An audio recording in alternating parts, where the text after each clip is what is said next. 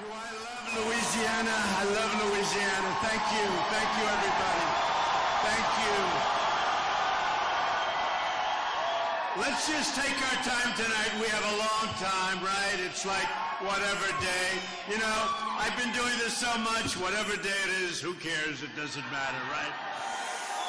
So I want to thank you all for being here. You know, I made this trip sort of at the last moment. I said, I want to get to Louisiana. You got to get to vote tomorrow.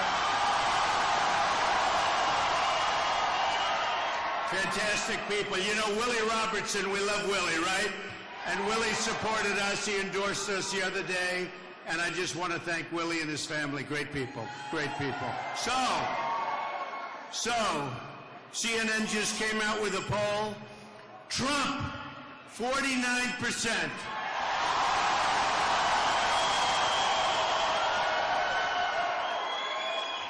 Little Marco Rubio, 16%. Lion Ted Cruz, 15%. And Kasich, 6%. So there's your poll. We like it. Do we like those numbers? Don't you love it? They're always saying, like, you know, why is Trump playing with the polls? But when you're number one, you read them out all the time. If you're number two, no good. And how about when we had 17? If you're 17, we don't talk about the polls. But number one, we talk about the polls. So, a lot of things have happened. We had the debate last night. And Drudge and all of the different online polls, as you know, we were number one by far. In fact, we were in the 70 percentile. So you get 71, 72, 68, 74. That means you did well. We like that. We like that. But, you know, in terms of debates, I think we sort of had enough of them, right? You know, how many times can you ask and answer the same question? I hear there's another one coming up. It's like, and I'll tell you what, the networks are doing so well with them. They wouldn't give them up for anything. They're like gold. You know, 4 years ago, those debates, they didn't sell too well. They didn't sell too well. Nobody watched. They were not doing well, and the networks didn't want to do them. And actually, the networks were forced to do them because the government actually forced them to take the debates. Now they're fighting and fighting, and they want to have more debates. And I said, you know what, folks, we've had enough, right? We just want to win. Tomorrow's a big, big day. You got to get out and vote, you know? You got to get out and vote. Tomorrow's going to be big. We want Louisiana. You have to be right up there in front. So just no matter what you're doing, no matter how you feel, if you feel so sick, if your doctor says you're not going to make it throughout the day, you're going to be dead within 4 hours, that doesn't matter. Go out and vote. Leave yourself something. Leave a great mark on our country, even if you won't be around for another few hours, okay? Now, in all seriousness, it's a big day. And we have a movement going on, folks. You look at this big hangar. You have a movement going on like we haven't seen, they say, ever in our country. We're doing things that you read the cover of Time magazine from 3 weeks ago. We're doing things that have never been done politically in our country before. So it's really been amazing. It's really been amazing. I was in Maine yesterday, and Maine looks good. Maine is looking really good, and Louisiana is looking really good. I tell you, we have about a 20-point lead.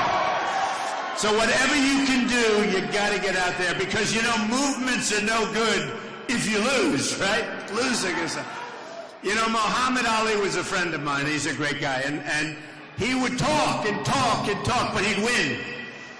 Okay, he'd win.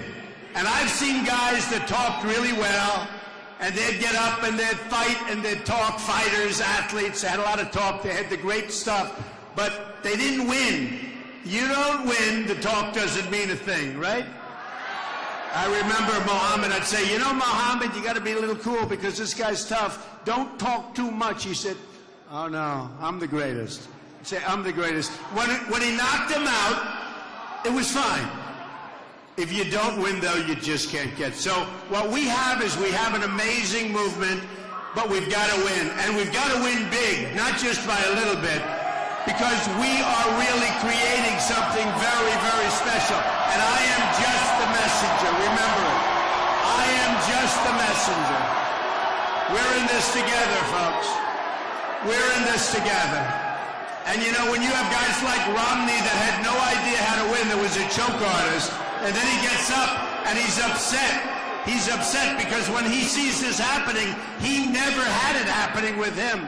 And then he gave up in the last month. He just gave up. It was a race that should have been won. Remember that.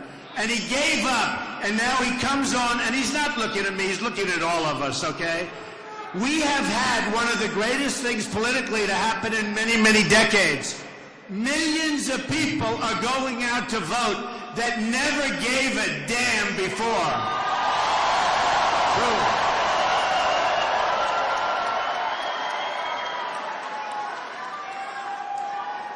If you look at what's happened, it doesn't matter where. In South Carolina, in Nevada, if you look at New Hampshire, you look at some of these states, you look at Alabama. How do we love Alabama, right? Tennessee. So we're just sort of running the table. We're doing great. And this is so important. You have this beautiful day. The world is going to be focused largely on Louisiana. So let's keep it going big league. And I will be toasting you tomorrow night from wherever I'll be. From wherever I'll be. But we have something special. Not only a poll like that. Think of it, 49. Remember when I first came out? I started at 6, and everybody said, wow, that's really high. These pundits that don't have a clue. They don't have, by the way, first of all, they're dishonest. Second of all, they don't have a clue. But we had the pundits. So I start at 6, and they say, well, you know, that's his, oh, do we have a protester? I hope so. Is there a, oh, there's a protester. Get him out of here. Get him out. Get the protester out of here. They show how big the crowd is. Get the protester out.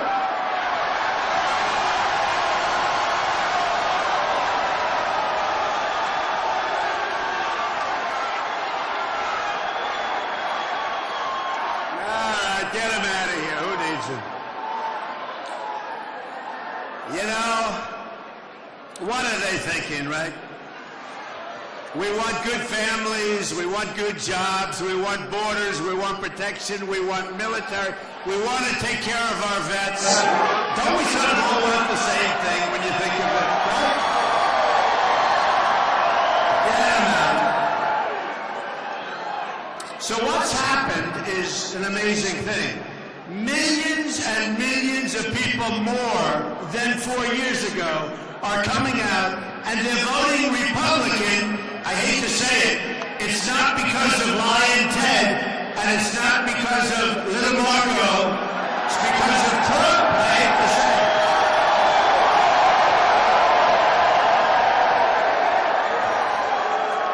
And you know, I watched yesterday, one of the Democrats, actually, a pundit, said, what do you think of Trump? Now, you know, usually they try and demean, oh, it's going to be easy.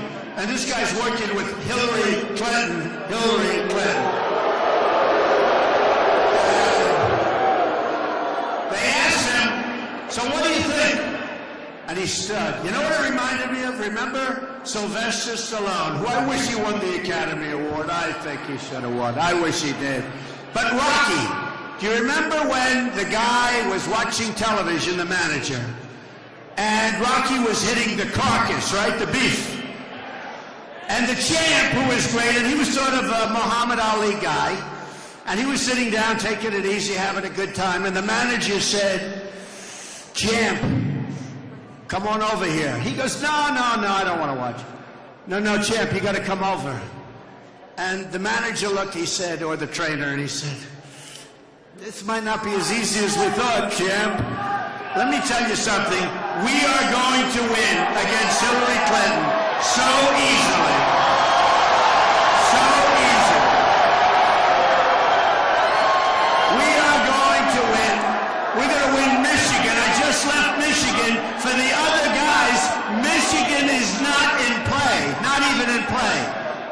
Michigan is not in play. We have a shot at winning New York. Can you imagine what would happen if we win New York? Republicans don't even campaign in New York. It's gone. It's over. It's done. A lot of delegates, obviously, it's New York. New York loves Trump. Remember, New York values that Ted Cruz was knocking the hell out of them. It's good stuff. We have a chance at New York. We're going to win Pennsylvania. We're going to win Virginia. We're going to win Florida. We're going to win Ohio. But just think of it. Just think of it. Mississippi. Do I love Mississippi? Well, we're going to probably win Mississippi anyway, but we love Mississippi, right? But, you know, I'm talking about places that the Republicans don't have a chance of winning. No, I mean, they wouldn't even think in terms of Michigan. They wouldn't think in terms of New York. And you look at the kind of polling numbers, Hillary cannot even come close to me in Michigan. And in New York, we're going to give her an awfully big run. I think we're going to win New York. Because New York has been let down. You know, upstate New York, they didn't allow them to frack. And the place loves Trump. I've been saying, why wouldn't you let it? Do you know if they fracked in New York would lower its taxes, would have no debt, would have made a fortune. Instead, Pennsylvania took all their money, just like you never saw anything. They took that. They took those beautiful, beautiful natural resources. They took them out. Sort of funny. Pennsylvania, you have a line. You have the fracking equipment all up and down that line. In New York, you have nothing. In Pennsylvania, they're driving Cadillacs, just like at the Cadillac World Championship at Trump National Doral.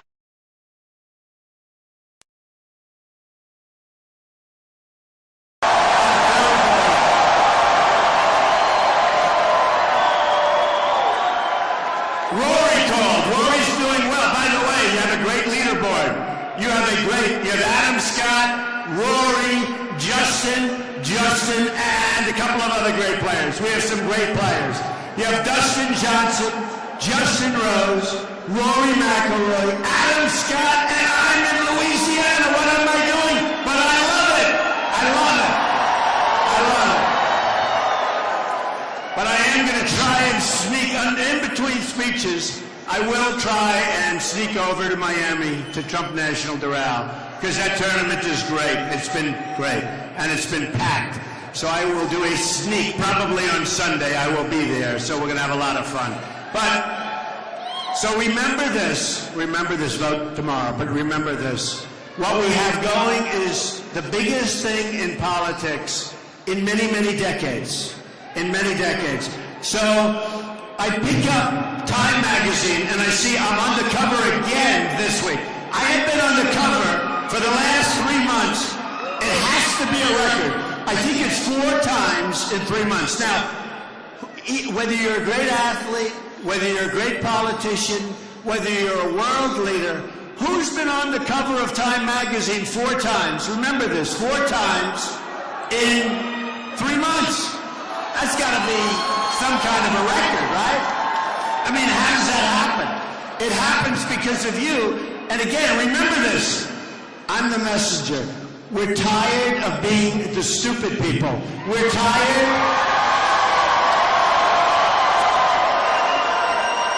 We're tired of being led by incompetent people. We are being led by people that don't have a clue. They don't have a clue. We have a president that makes deals with Iran and has totally abandoned Israel. I mean, explain that. We have a president who gave away $150 billion to Iran for a deal that's no good, and our hostages should have been released 4 years ago, before they were even put in jail. They should have been released immediately. And we should have never negotiated until those hostages or prisoners or whatever you want to call them, until they were released. We should have never agreed to negotiate. But let me tell you the difference. So I would have gone in. Let's say I'm the president. Now, I want to be presidential. And everybody says be presidential. I can be more presidential than any president we've ever had, other than Honest Abe Lincoln. He was a serious-looking president, right? Who can compete with Honest Abe? Nobody can compete. And George Washington looked pretty good too, right? But no. So what happens, let's say that we have the same negotiation.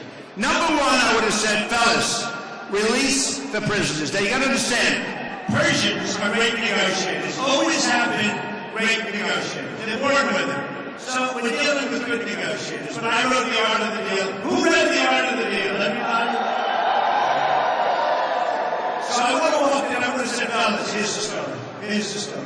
Release the hostages. Release the prisoners. You don't need them. We want them. It'll help us make a better deal. Release the prisoners. They're going to say, no way. We will not do it. Under no circumstances. We won't even think about it. And then I'm going to say, bye-bye.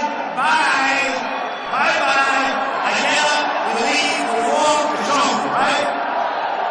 Now we tell the people, double and triple up with the sanctions. Drive them nuts, right?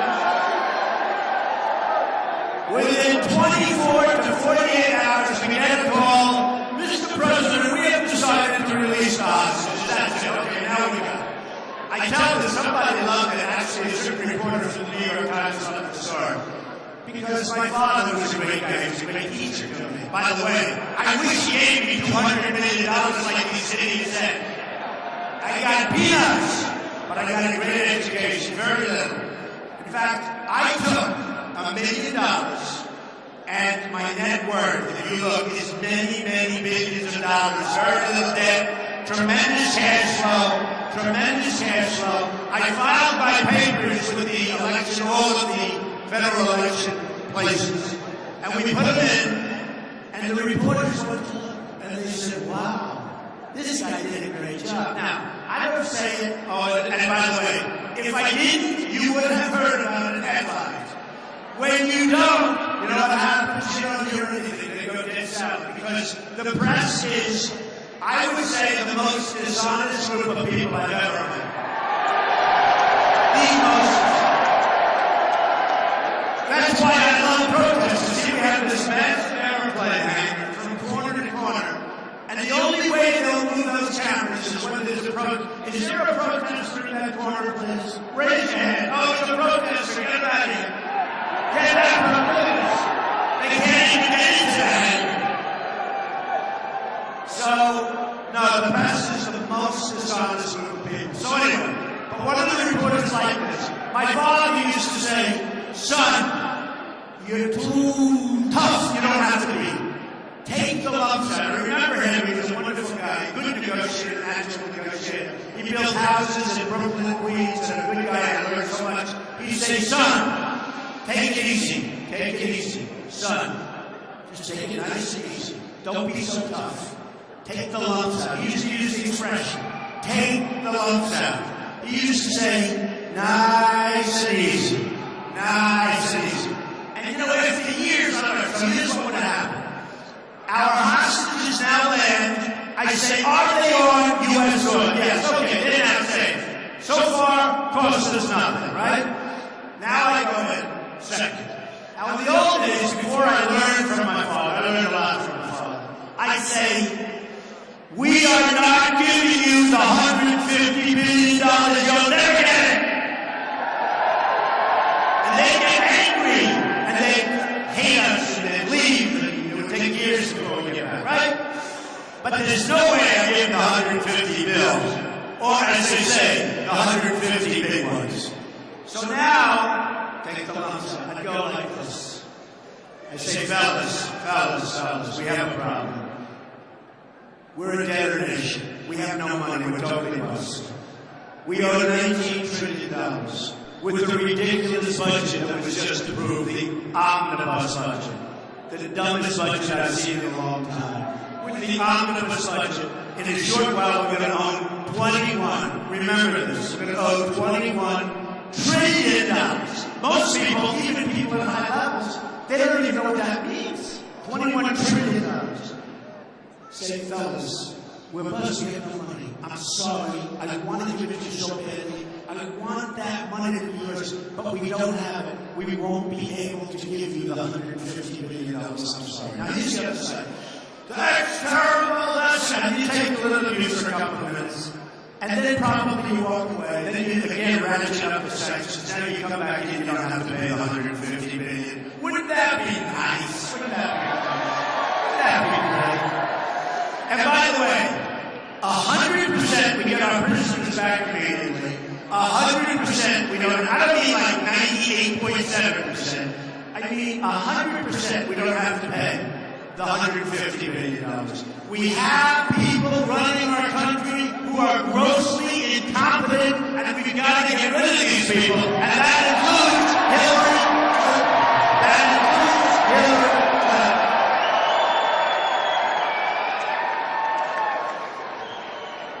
So, a certain governor, not so far away from here, but fairly far away, in the state that I love, South Carolina, gave a speech. Do I hear people shouting? Oh, is it friends? Friend or foe? Friend or foe? Friend. Okay, friend. Friends, no. Friends, we don't mind if they're a little noisy. Foe, we get them the hell out, right? So, get him out of here. Get that guy. Get him out. Now, get him out. All right. Do we love our police? Are the police the greatest, right? We are. All right, get him out right over there. Wise guy. He's a wise guy. All right, yeah, you can take him out. Stupid people. Stupid. They don't get it. They don't get it. They don't understand what's happening. All right. So, what we're going to do is very simple. On June 16th, I said I was going to run for president. And it was a famous escalator sign. We came down the escalator, and I focused on borders, and I focused on trade.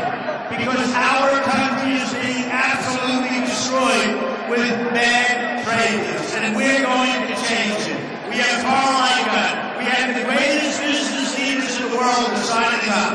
We are going to have our greatest negotiators from the best in the world negotiating our trade deals. And we are going to rip up these horrible trade deals with China. With China. We are going to lose. We have a deficit, a trade deficit of $505 billion. It's not going to happen anymore, folks. Now, these free traders, and I'm a free trader, but these so-called conservatives, I'm a conservative, but they say, yeah, don't hurt him. Don't hurt him. He's very fragile. You know, the guys with the biggest mouths are always the most fragile. You notice that? You touch him and he starts crying, so don't touch him. We don't want him hurt. Call his mom and dad, have the mom and dad pick him up, okay? Have mom and dad, come on over. By the way, is this better than going and watching a bad movie, right? They don't make good movies anymore. The old movies are the best movies. We're dying with these movies. That's why I felt I should come in here and we should have a little fun, even though we're talking about a horrible subject. The horrible subject is our country is going to hell. The good subject is we're going to make America great again.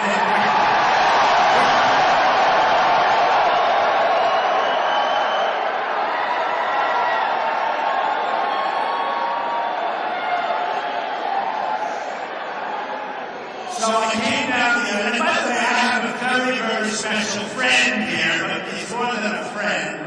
He's a great guy. He's a great friend of Willie Robertson, actually. My son, Don. Where's Don? Come here, Don. He's such a hard worker. He doesn't really have to work, but he wants to work. So, ladies and gentlemen, Don. Well, you guys heard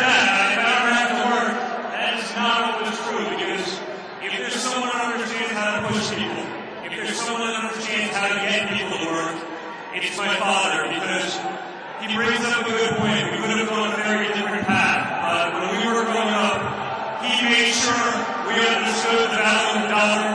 He made sure we worked hard. I'm pretty sure I'm the only son of a billionaire that's as comfortable in a D10 Caterpillar bulldozer as I am in a golf cart. And what's so special, what's so heartwarming for me is I go around the country and I go to these events and the people thank me as though I could have any control over them. But they thank me for letting my father do this. And it's amazing, but he's going to do that for this country. He's going to give all of you a voice again. Because as hard to believe as it is, it's hard to believe.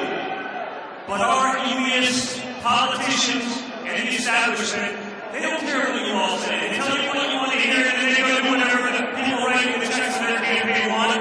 He's going to give you a voice again, and he's going to make America great again. Thank you.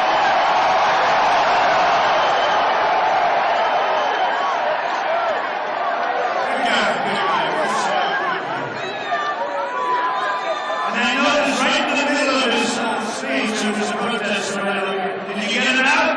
Okay, good.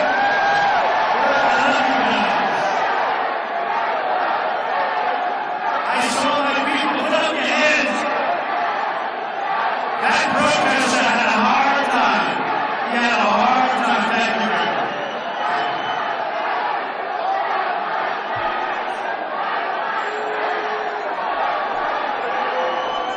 Get him out. Get him out. Get him out. This is so cool, right? Do we love it? Do we love it? You may say it.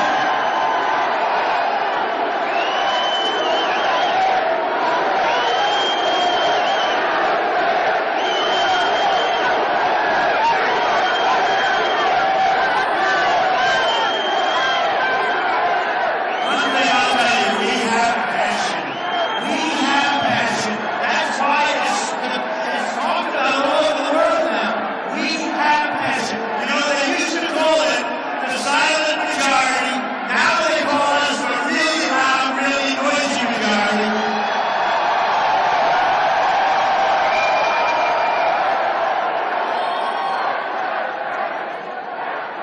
So we have the governor of South Carolina making the statement that Donald Trump is angry. I'm not angry.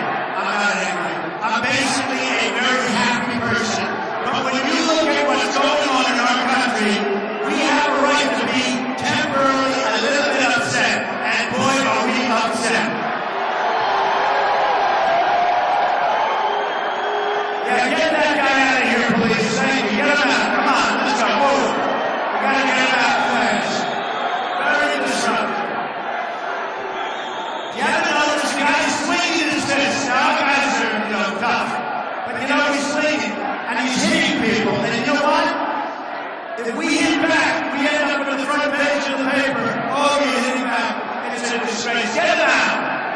Get him out.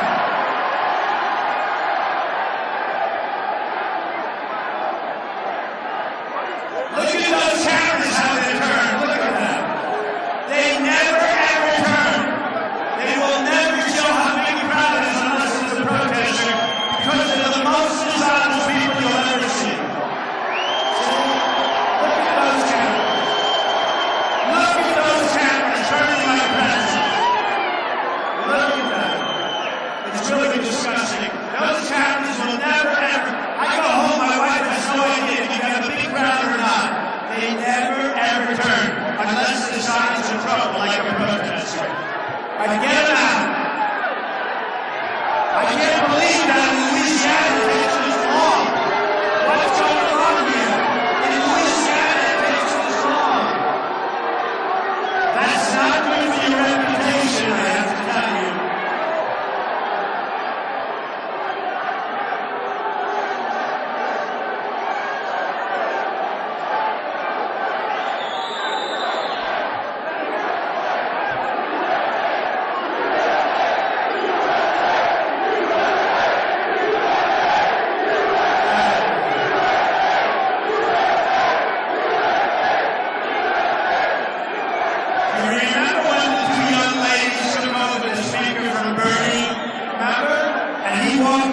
this.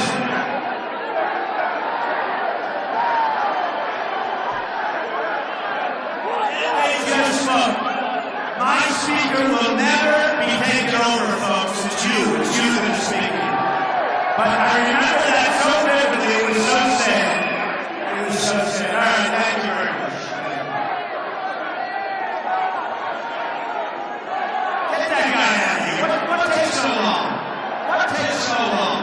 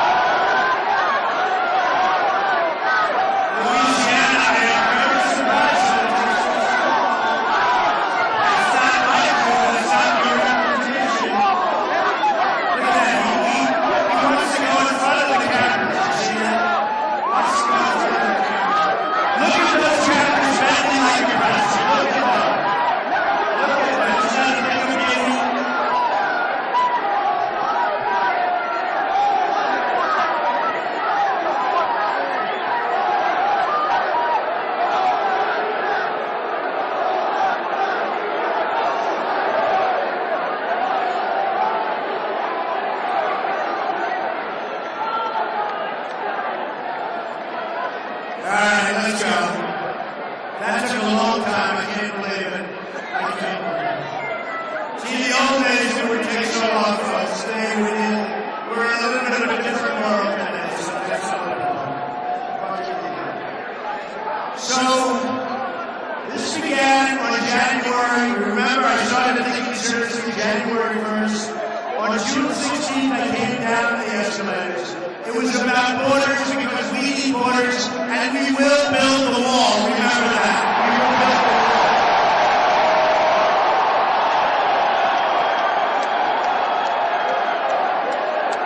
We will build the wall, and it'll be a high wall. It'll be higher than this. It'll be a high wall.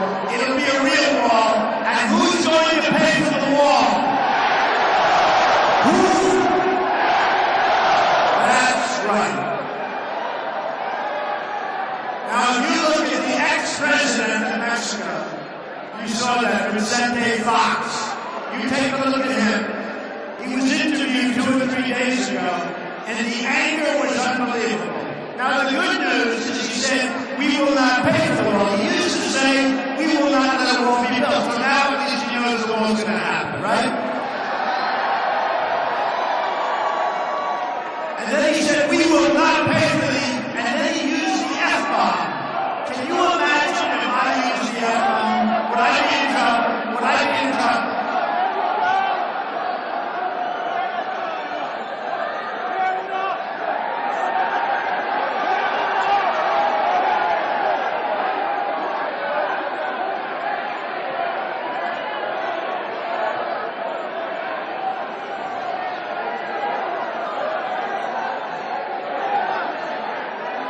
Get him out.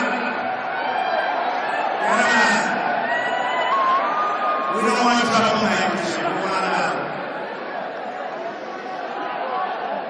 So they said to me, Mr. Trump, he said he won't pay for the wall. He said Mexico will never pay for the wall. What do you have to say? I said the wall will just get 10 feet higher. Now he was angry. And by the way, I love Mexico. I love the Mexican people. I have thousands of Hispanics that work for me and have worked for me over the years. They're great people. They're great spirit. The Mexican leaders, the Chinese leaders, the Japanese leaders, they're too smart for the leaders of our country. Our leaders are incompetent. Frankly, our leaders are stupid. They don't know what's happening. They don't get it. They don't get it. They don't get it, folks. We cannot continue to lose the kind of money. If China goes down, we go down. We cannot. I don't mind. Look, China. I love China. The largest bank in the world, 400 million customers, is a tenant of mine in Manhattan. They pay me rent extended their lease. They're wonderful. I sell tens of millions of dollars of condos to people from China. But their leaders are too smart. We need our smart people. We need people that are knowing we cannot continue to lose these billions. Now, let me tell you, we have a trade deficit right now with Mexico of $58 billion a year. The wall is going to cost $10 billion. These guys come up, you know, little Rubio, he comes up, and Lion Ted comes up, and they say, Donald, you don't mean that Mexico's going to pay. Can I explain it? If they're going to lose, and if we're going to lose that kind of money, and if the wall is going to cost a fraction, you know what's going to happen? They're going to pay for the wall 100%, all right? 100%. But this ex-president wasn't so concerned about paying for the wall. He couldn't believe that people were really saying to Mexico that, you know what, times are going to be different. It's going to be different. We're going to be a lot different. Oh, no, not another one of them. Get out of here. Get out. Get out. Get out. Get out of here. Troublemakers. Real troublemakers.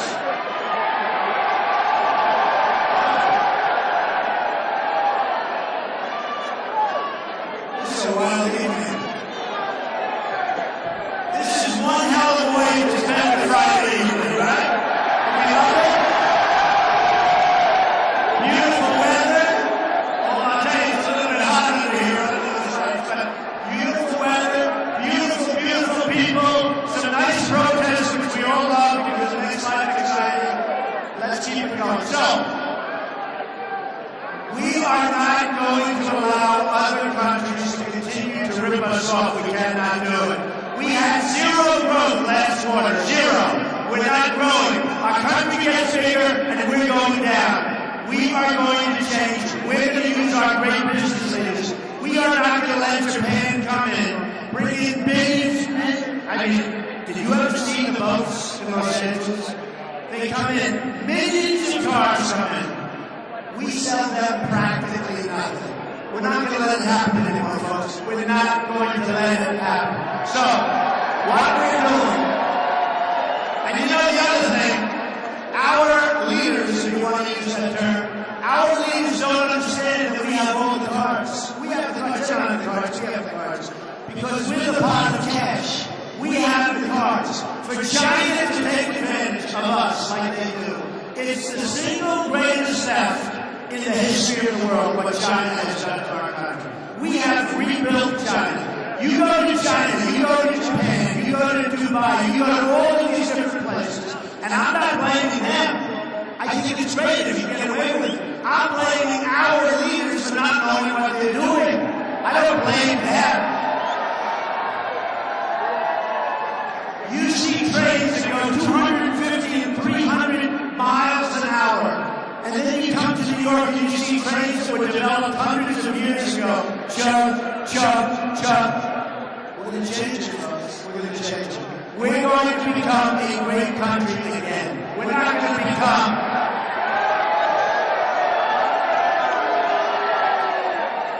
So let me just tell you a few things. Our military is depleted.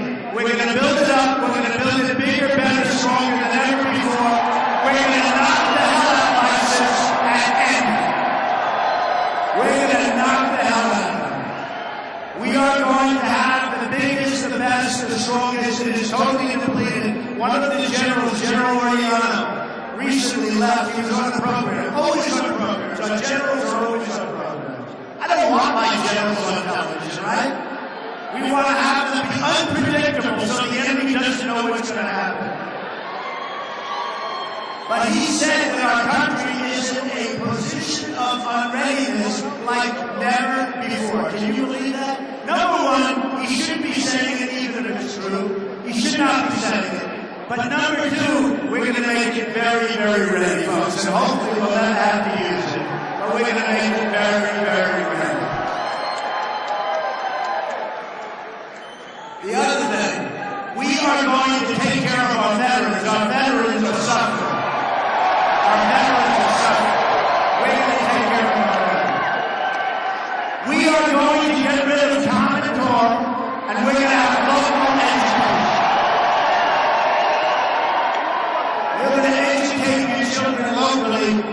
Washington bureaucrats that only care about where their check is coming from. So Common Core has said Obamacare is absolutely gone. It's a success. So we're going to repeal and replace Obamacare with something so much better, so much less expensive for you and for the country. Obamacare is a scam. Certain insurance companies that made major contributions have just reaped the benefits of it. Obamacare is over, folks. Over. We are going to protect our Second Amendment. They're chipping away at Second Amendment. They're chipping away, quite honestly, at Christianity. They are chipping away at Christianity. I have had such great support from the pastors, from the ministers, from so many people within the church. It's been amazing. In fact, have you seen, I'm leading every poll with the evangelicals. And in South Carolina, where Ted Cruz was expected to win easily a couple of months ago, I wanted a landslide because the evangelicals like Donald Trump. They like Donald Trump. And I want to thank, by the way, Jerry Falwell Jr., who has been so instrumental in this, a great guy, Liberty University, a great, great guy, and I've had so much support. It's been amazing. And I've had great support between, as you know, Senator Sessions, Jeff Sessions. How great is he? How great is he? When you talk about borders, when you talk about the military, so we have Senator Sessions. Sarah Palin has been so incredible. Sarah Palin endorsing me. So incredible. And we've had so many. We've had so many. You know, on the border, Sheriff Joe Arpaio. You know that? Sheriff Joe. And you can tell, when Sheriff Joe endorses you, that means you're very, very strong on the border. Okay? So we are very strong on the border. And what's happened, a lot of things have changed. We went right away up to number 1. We started at 6, and they said, well, he's capped. Then we went to 12. They said, well, he's going to reach the level. Then we went to 18 and 22 and 24 and 28. Then we went to 32. Then we went to 41. Now we went to 49, and every time we said, but we're not capped because people are coming out of the Democrats and they're coming into our party. And they're coming out of the independents. And we're blowing it through the lens, so we're not capped. And I will tell you, there are a lot of people that can pay a lot of phony money, and they sit behind those cameras, and I'll tell you what, they don't know what the hell they're talking about, folks. They don't know what. So we have an amazing situation going on. We're very, very proud of it. It's been incredible. And you know, when you take guys that are jealous, guys that have lost, guys that don't know how to win, like Mitt Romney as an example, he choked so bad. That was an election that was easy. That was an election that could have been won so easily. He begged me to support. Please, would you endorse me? He was calling me all the time. He was just driving me crazy. I said, what are you talking about? Please, please. Now, I wasn't going to run, so I figured, well, I'll endorse him. And I endorsed him. And what happened, I think I must be honest. We had John McCain, he lost. I worked with him, I helped him, I was on his committee, I raised money. So we had John McCain, he lost. We had Mitt Romney, he lost. I said, you know what? I backed this one, I backed that one. Next time I said, I'm just going to do it myself.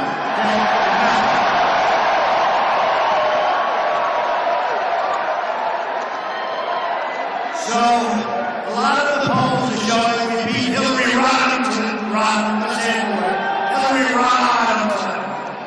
We beat Hillary very easily. And you're going to see it. And I haven't even started with her. I still have to, get rid of the rest of these folks. That's why it's so important that you vote tomorrow. We have to get rid of these. They're bothersome, aren't they bothersome? Let's get rid of it and be done with it, okay? Let's put it to bed. We all know how to close. I've been a closer my whole life. I close. We're going to get rid of them. And then we're going after Hillary. Now, let me just say something. The one person that Hillary Rodham is Donald Trump. That actor. And about 4 weeks ago, they got a dose. Believe me, they mentioned something, and I responded, and Bill gave her a very hard time. That was a very unpleasant weekend that they had. Because I haven't even started on Hillary yet. But we will start on Hillary. We cannot let Hillary, with all of the problems, that basically, what is it? It's another 4 years of Barack Hussein Obama, right? It's another 4 years of Obama. We cannot let Hillary Clinton, I mean, look, folks, she shouldn't be allowed to run with the humans. She shouldn't be allowed to run. This is not a person. People that have done so much less, people that have done things that were similar but so much less, they have been destroyed. And she goes on and she's running and she keeps running because she's being protected. But in the end, it'll do her in. In the end, what's happening is wrong. In the end, people know what's happening is wrong. And we're not going to let her get away with it, folks. Okay? We're not going to let her. So, I just want to tell you, and I'll leave you with this. And there's no better way to say it. We have a country that does not win anymore. Where do we win? We don't win with our military. We can't beat ISIS. And I'm telling you, ISIS, we're going to knock them out so fast and so small. But we can't win with our military. We can't win on the borders. We can't win with trade. We can't win with healthcare. We can't win with education. You know education? In the top 30 countries in the world, we're last. And yet we're first, number one. We're first with cost per pupil. So we spend more per pupil cost-wise, and yet we're at the bottom of the pack. You have Sweden, Norway, China, Denmark. They're first. You have the United States is last. And yet we're first in cost. Now let me give you just one little analogy. When I won New Hampshire, I spent the least amount of money, and I won in a landslide, right? When I am going now, the polls that are coming out now have me with a massive lead. I don't want to tell you that we're 21 points up in Louisiana because you won't vote. You have to go out and vote. So let's assume we're tied, okay? Let's assume. Now, you have to go out. But let me just tell you this. So, I'm number one in the polls by far, and I've spent the least amount of money. Now compare that to spending the most amount of money and being at the bottom of the pack, like education, right? Wouldn't it be nice if our country could spend the least amount and be number one and everything? And that's what we'll do. So we don't win anymore, but we're going to start winning again, folks. We're going to win with our military. Hopefully we don't have to use it. But we're going to win with our military. Nobody's going to mess with us anymore, bud. Nobody. We're going to take care of our vets. We're going to win at the borders. We're going to get that wall built. We are going to get rid of all the things I told you, Obamacare, Common Core. We're going to win. We are going to make America great again. I love you, Louisiana. Thank you. Thank you very much. This was so much fun. Thank you, everybody. We love you. Thank you. Go out and vote. Thank you, everybody. You didn't, frankly, have the balls to put country before party.